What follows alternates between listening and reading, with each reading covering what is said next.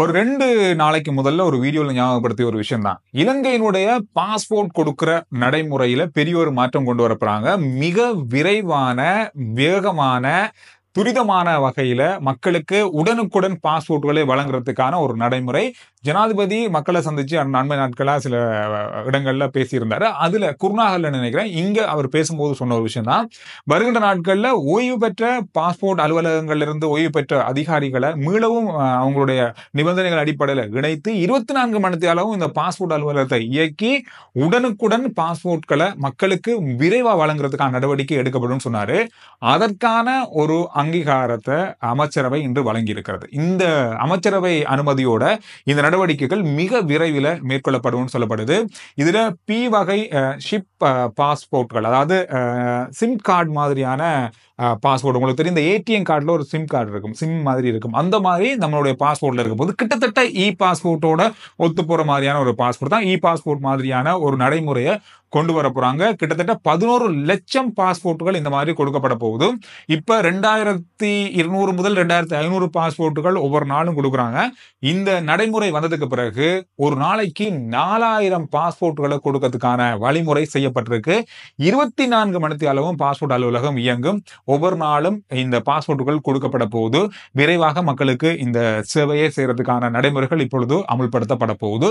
இந்த பி வகை ஷிப் பாஸ்போர்ட்ல என்னென்ன விஷயங்கள் உள்ளடக்கி இருக்கு, என்னென்ன விஷயங்கள் நம்ம இப்ப பாவிக்கிற பாஸ்போர்ட்ல இருந்து வித்தியாசமா இருக்கும்னு சொன்னா எல்லாமே புத்தகமாக தான் இருக்க போகுது. அதுல ஒரு சிம் கார்டு மாதிரி இருக்க போகுது ஒரு பக்கத்துல. இதுல இருக்க போற விஷயங்கள், சில விஷயங்கள் வந்து வெளியே தெரியாது. இப்ப இருக்க நம்ம பாஸ்போர்ட்ல புகைப்படத்தோட நம்முடைய பெயர், முகவரி, அட்ரஸ்கள் இந்த மாதிரி எல்லாம் இருக்கும். அது கொஞ்சம் சிம் கார்டுக்குள்ளே இருக்க மாதிரி இருக்கும். நம்பர்கள் எல்லாமே இந்த மாதிரி என்ன சொல்ல டிஜிட்டல் முறையிலான ஒரு புகைப்படம், நம்மளுடைய ஃபிங்கர் பிரிண்ட் கைவிரல் அடையாளம் இருக்க போகுது, சிம் இது இருக்க போகுது. இது சர்வதேச ரீதியில எந்தெந்த நாடுகள் எல்லாம் இந்த மாதிரியான முறை பயன்படுத்தப்படுதோ அதே மாதிரியான முறையில தான் இந்த பாஸ்போர்ட்டை நமக்கு கொடுக்க போறாங்க. 11 லட்சம் பாஸ்போர்ட் பாருங்க இந்த வருஷத்துல கொடுக்கப்பட போகுது அப்படின்னா, கிட்டத்தட்ட இப்ப அப்ளை பண்ண ஜூலை வரைக்கும் அப்பாயின்மெண்ட் இருக்கிறவங்களுக்கான பாஸ்போர்ட்டுகள் வார கிழமையிலிருந்து கூட கொடுக்கப்பட ஆரம்பிக்கலாம்.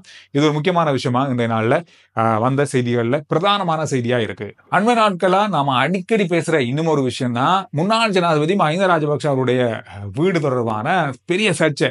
அரசாங்கம் என்னதான் அவரை வெளியில போங்க, இந்த வீட்டுல இருந்து நீங்க போறதுக்கான நாள் வந்துட்டு அப்படின்னு சொன்னாலும் கூட இன்னும் அவங்க அதுக்கான எந்த ஒரு ஆயத்தமும் செய்யல அப்படின்றதான் இதுல இருக்க மிக முக்கியமான விஷயமா பார்க்கப்படுது. இன்றைய நாள்ல அமைச்சரவை முடிவுகளை அறிவிக்கிற நிகழ்வுல ஊடகவியலாளர் ஒருத்தர் கேட்டிருந்தாரு.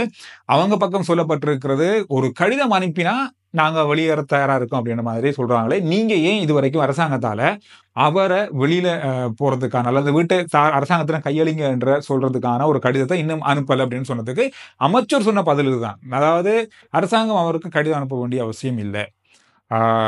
முன்னாள் ஜனாதிபதி கோட்டாபய ராஜபக்ஷ, முன்னாள் ஜனாதிபதி மைத்ரிபால ரணில் விக்ரமசிங்கே, அதோட முன்னாள் ஜனாதிபதி பிரேமதாச அவருடைய மனைவி, இவங்களுக்கெல்லாம் கடிதம் அனுப்பலாம். அவங்கள தான் அந்த வீட்டுல இருந்து போனாங்க. அதே மாதிரி இவங்களும் போகலாம். அப்படி இல்லை அரசாங்கம் இதை கடிதம் அனுப்பணுமா அப்படின்ற தேவையும் இல்லை.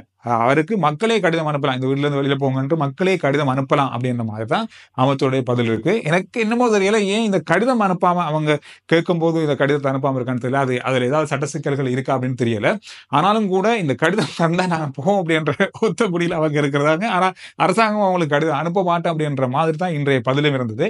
இந்த விஷயம் இந்த நாளில் கொஞ்சம் பேசப்படுது. இது தொடர்பான சந்தேகங்களும் அடிக்கடி இதை பத்தி பேசுற விஷயங்களும் இருந்ததால இதுக்கான பதில் இன்றைக்காவது வருமாங்கன்னு பார்த்தா இல்ல, அமைச்சர் சொல்லிட்டாரு மக்களே அவருக்கு கடிதம் அனுப்பலாம், அரசாங்கம் அனுப்ப வேண்டிய தேவையே இல்லை அப்படின்ற மாதிரி சொல்லி முடிச்சிட்டாரு. எனவே இதுவும் ஒரு பிரதானமான முக்கியமான விஷயமா இன்றைய நாளில் பார்க்கப்பட்டிருக்கு. அதோட முன்னாள் ஜனாதிபதி மஹிந்த ராஜபக்ஷ அவர்களை வந்து இன்றைய நாளில் இந்திய தூதுவர் வந்து இல்லத்துல சந்திச்சிருக்காரு. அதாவது அவருடைய உத்தியோகபூர்வ இல்லத்துல இந்த சந்திப்பு இடம்பெற்றிருக்கிறது. இந்த சந்திப்பு திடீர் சந்திப்பு அப்படின்னு சொல்றாங்க.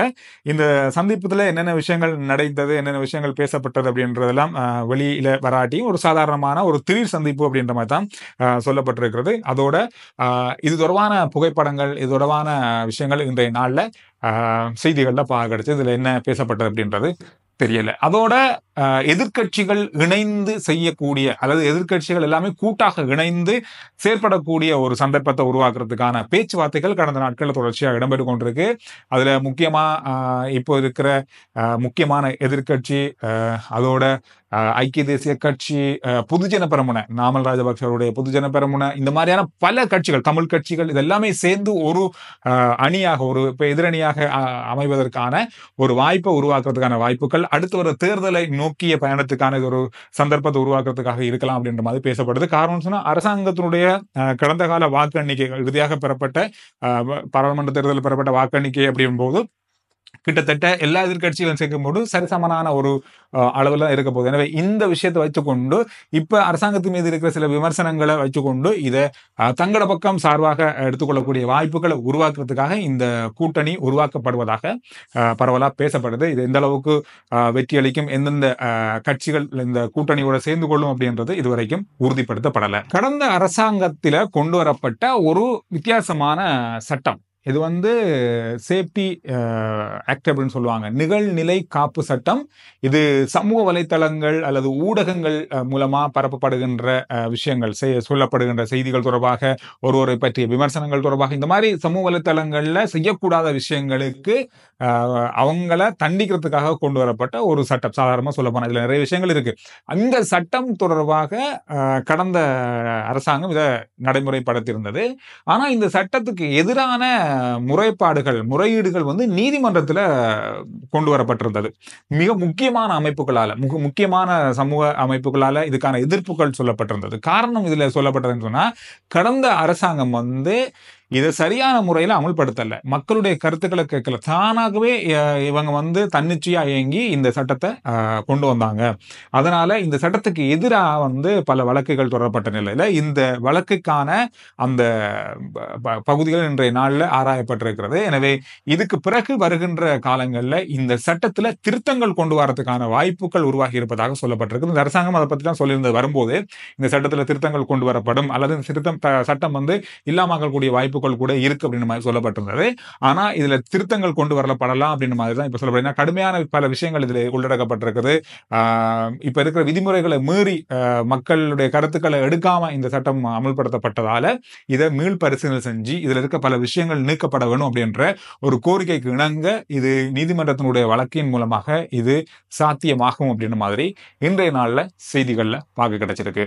ஊடகவியலாளர் லசந்த விக்ரமதுங்க கொலை வழக்கில சந்தேகத்துக்கானவங்களை விடுதலை செய்யறதுக்காக சட்டமா அதிபருடைய அந்த கருத்து தொடர்பாக அல்லது அவர் சொன்ன விஷயம் தொடர்பாக பல எதிர்ப்புகள் இப்பொழுது வந்திருக்கு. அதாவது அவருடைய கொலையோடு சம்பந்தப்பட்ட அல்லது சந்தேகத்துக்கிடமானவங்களை அந்த வழக்கிலிருந்து, அந்த சந்தேகத்திலிருந்து விடுவிக்கிறதுக்கான ஒரு பரிந்துரையை சட்டமா அதிபர் சொல்லியிருக்காங்க அப்படின்ற ஒரு கருத்து இப்ப செய்தித்தளங்களை நாங்க பார்த்தோம். இது ஒரு விமர்சனத்துக்குள்ளான ஒரு விஷயமாக மாறி இருக்கிறது கடந்த நாட்கள்ல.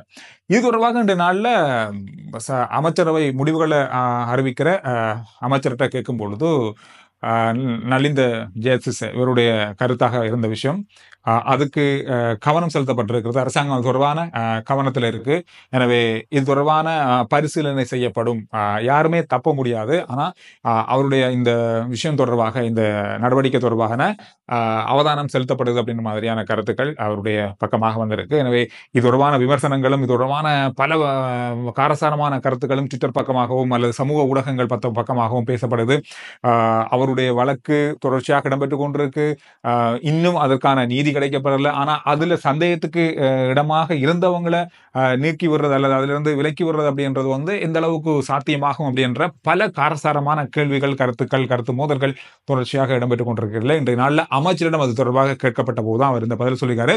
அரசாங்கம் அது தொடர்பாக கவனம் செலுத்துகிறது, அவதானம் செலுத்துகிறது அப்படின்னு சொல்லியிருக்காங்க. ஓகே, இந்த விஷயங்கள் தான் இன்றைய நாள்ல பேசப்பட்ட மிக முக்கியமான விஷயங்களாக இருக்கு. ஆர்ஜே சந்து report YouTube channel, Facebook page, WhatsApp channel எல்லாத்தையும் ஃபாலோ பண்ணுங்க. அடுத்த வீடியோல நான் உங்களை சந்திக்கிறேன்.